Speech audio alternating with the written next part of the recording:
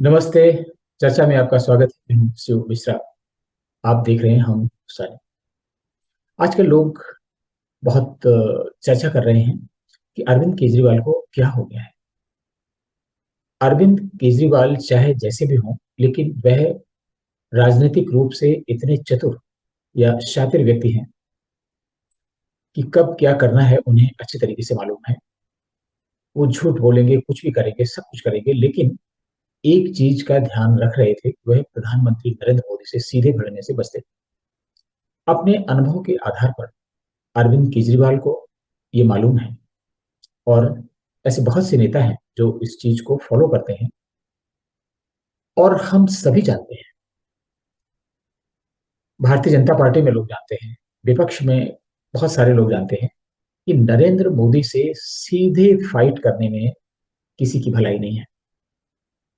नरेंद्र मोदी का हाल कुछ कुछ ऐसा हो जाता है जैसे बाली का था, कि जो भी उससे लड़ने के लिए आता था तो उसकी आधी शक्ति उसके हाथ में चली जाती थी, और इसीलिए सीधे लड़ाई में बाली से कोई भी जीत नहीं पाता था। वही हाल नरेंद्र मोदी का है। तो जितने भी समझदार राजनीतिज्ञ हैं भारत में, वह नरेंद्र मोदी का नाम लेके भाजपा से कभी नहीं लड़ते हैं। और उसमें अरविंद केजरीवाल भी शामिल थे। अरविंद केजरीवाल भारतीय जनता पार्टी के लिए, अमित शाह के लिए, सारे लोगों के लिए बहुत कुछ कहते थे। और प्रधानमंत्री नरेंद्र मोदी के लिए संजय सिंह और छोटे छोटे कार्यकर्ता तो सब बोलते थे, लेकिन अरविंद केजरीवाल कुछ नहीं कहते थे। लेकिन कुछ दिनों से ऐसा हो गया कि अचानक उन्होंने अपना गियर बदल दिया है, और ऐसा लगता है कि उन्हें ये बात याद ही नहीं रही कि वो नरेंद्र मोदी से उन्हें नहीं भिड़ना है। लेकिन जैसा कि हम सभी जानते हैं कि वे राजनीति के बहुत ही शातिर व्यक्ति हैं। राजनीति के मंझे हुए खिलाड़ी तो हम नहीं कह सकते उन्हें, लेकिन शातिर व्यक्ति हैं। तो उन्होंने जो भी कहा है, इसके पीछे भी कुछ न कुछ जरूर होगा। उनके इतना कुछ कहने, इतना भला बुरा कहने, और जो भी उनके मन में आता है वह सब कुछ कह देने के पीछे कोई बहुत बड़ा राज है। और वह राज है मनीष सिसोदिया। सत्येंद्र जैन तो लंबे समय से सलाखों के पीछे थे, और इसके बाद नंबर आ गया मनीष सिसोदिया का। मनीष सिसोदिया का नंबर जब आया तो उनकी छवि को, उनकी कट्टर ईमानदार की जो ढींगे थी, उसका धक्का लगा। और इसके बाद भी वो ललकार कर कहते थे कि उनकी हिम्मत है तो गिरफ्तार कर लें, उनके घर में कुछ नहीं मिला, उनके यहाँ कुछ नहीं मिला, उनके दफ्तर में छापा मारा, कुछ नहीं मिला। वो स्वयं सर्टिफिकेट भी दे देते थे मनीष सिसोदिया को। मनीष सिसोदिया कट्टर ईमानदार हैं, और भारतीय जनता पार्टी दिल्ली में स्कूलों में, मोहल्ला क्लिनिक में, अंतर्राष्ट्रीय स्तर के किए गए काम से परेशान है। और मनीष सिसोदिया के लिए शिक्षा मंत्री के रूप में तो उन्होंने भारत रत्न की मांग भी कर दी थी। उन्होंने हर संभव प्रयास किया इन लोगों को बचाने का, क्योंकि वो, मनीष सिसोदिया के बारे में आप सभी जानते हैं कि वह एकमात्र ऐसे व्यक्ति थे उनकी पार्टी के अंदर जो उनके बहुत करीब थे, और उनके राजदार भी थे। उप मुख्यमंत्री थे, राजदार थे। और दूसरी चीज है कि अरविंद केजरीवाल काम नहीं करते हैं, इसलिए उप मुख्यमंत्री के रूप में मनीष सिसोदिया, जो सरकार के काम थे, वो काम तय करते थे। और दिल्ली सरकार में भी वह कोई भी खतरा मोल नहीं लेते। वो अपने आप को लंबी अवधि का घोड़ा मानते थे, और उनकी दिल दिमाग में था कि वे लंबी दूरी तय करेंगे, और इसी तरीके से प्रधानमंत्री के पद पर भी पहुंचेंगे। और इसके लिए वो इतना ध्यान रखते थे कि अपने बस भर, जहां उनका बस चलता था, किसी भी फाइल पर, किसी भी चीज पर बहुत ही सोच समझ कर दस्तखत करते थे, या दस्तखत करने से बचते। कोई भी विभाग उनके पास नहीं था। जो भी काम उनका होता था वो सब इशारों से होता था। सत्येंद्र जैन करते थे, या मनीष सिसोदिया करते थे, या दूसरे लोग करते थे। मनीष सिसोदिया तो उनका काम करते करते, उनकी गुड बुक्स में रहने के चक्कर में बहुत ज्यादा फंस चुके थे दलदल में। समझा ये जाता है कि मनोज सिसोदिया को ये विश्वास दिलाया गया था कि अरविंद केजरीवाल जल्दी से जल्दी दिल्ली के मुख्यमंत्री पद छोड़ देंगे, मनीष सिसोदिया उस पद पर सुशोभित हो जाएंगे, अरविंद केजरीवाल राष्ट्रीय राजनीति करेंगे। इसकी पहले चर्चा उड़ाएगी वो पंजाब में मुख्यमंत्री बन जाएंगे। इन चर्चाओं के बीच में मनीष सिसोदिया तन मन धन से लगे रहे, धन से ज्यादा लगे रहे। ये जितने भी घोटाले, चाहे शराब का घोटाला हो, किसी भी चीज में घोटाला है, उनमें कहीं ना कहीं कोई ना कोई सूत्र मनीष सिसोदिया तक जरूर पहुंचता है। और इसलिए अब जब मनीष सिसोदिया की गिरफ्तारी हो गई है, ईडी, सीबीआई, बहुत सारी चीजें उनके पास आ गई हैं।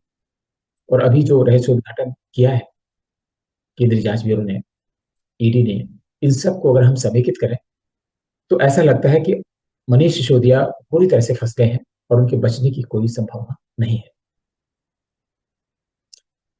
अरविंद केजरीवाल इतने होशियार आदमी हैं कि वो किसी भी डूबते हुए व्यक्ति को, ऐसे डूबते हुए व्यक्ति को नहीं बचाते जो उनको पकड़कर स्वयं डुबाने का खतरा रखता हो, मादा रखता हो। और जैन तो डूब चुके हैं। मनीष सिसोदिया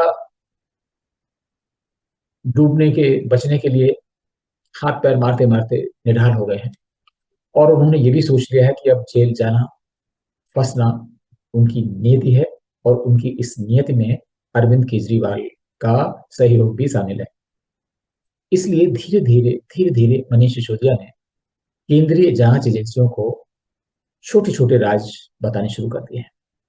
और उनकी बताई गई बातों के बाद जो जांच एजेंसीज हैं, उनका रुख अरविंद केजरीवाल की तरफ हो गया है। और ऐसा समय बहुत जल्दी आ सकता है जब अरविंद केजरीवाल पर सीधे एजेंसी निशाना साधेंगे और बहुत जल्दी उन्हें गिरफ्तार करके जेल भी भेजेंगे। अपने को जेल से बचाने के लिए अरविंद केजरीवाल ऐसा कह रहे हैं, ऐसा नहीं। वो इसलिए कह रहे हैं कि राहुल गांधी का ड्रामा पूरे देश ने देखा और कई दूसरे देशों ने भी देखा, जहां पर तरह तरह की बातें करके, बेसिर पैर की बातें कर करके वो कम से कम मीडिया की सुर्खियों में बने रहे।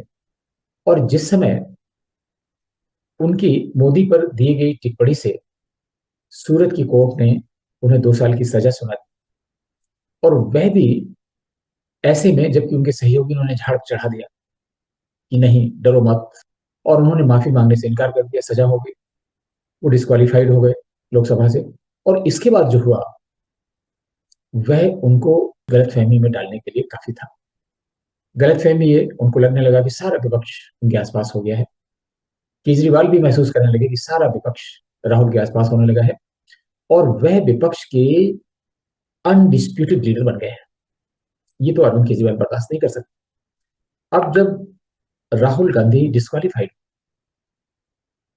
और ऐसा लग रहा था कि वह अपील नहीं करेंगे, सत्याग्रह करेंगे, जनता के पास जाएंगे और इसका फायदा उठाएंगे, विक्टिम कार्ड खेलेंगे और 2024 तक ही पूरा ड्रामा चलता रहेगा। लेकिन शायद उनका हिम्मत, उनकी जवाब दी गई और आज उन्होंने सूरत की कोर्ट में जाकर अपील कर दी है, सेशन कोर्ट में। अरविंद केजरीवाल तो काफी पहले से सोच रहे थे कि कैसे जो चर्चा का केंद्र बिंदु और विपक्ष में अनडिस्प्यूटेड लीडर का जो केंद्र बिंदु राहुल गांधी बनते जा रहे हैं, कैसे उस स्थान को कैप्चर किया जाए। तो दो चीजें हो गई। एक तो चीज ये हो गई कि मनीष सिसोदिया और जैन के बाद उनका नंबर आने वाला है।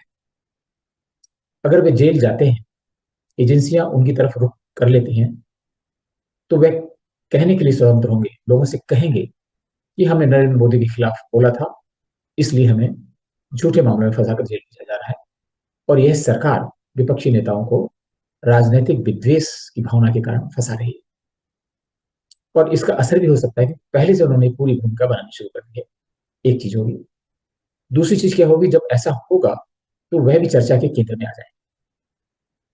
और कोई बड़ी बात नहीं कि जो विपक्ष के नेता जाने अनजाने, मन या बेमन से कांग्रेस के साथ आकर राहुल गांधी के फेवर में बातें करते हैं, वो हो सकता है अरविंद केजरीवाल के साथ भी खड़े हो जाएंगे।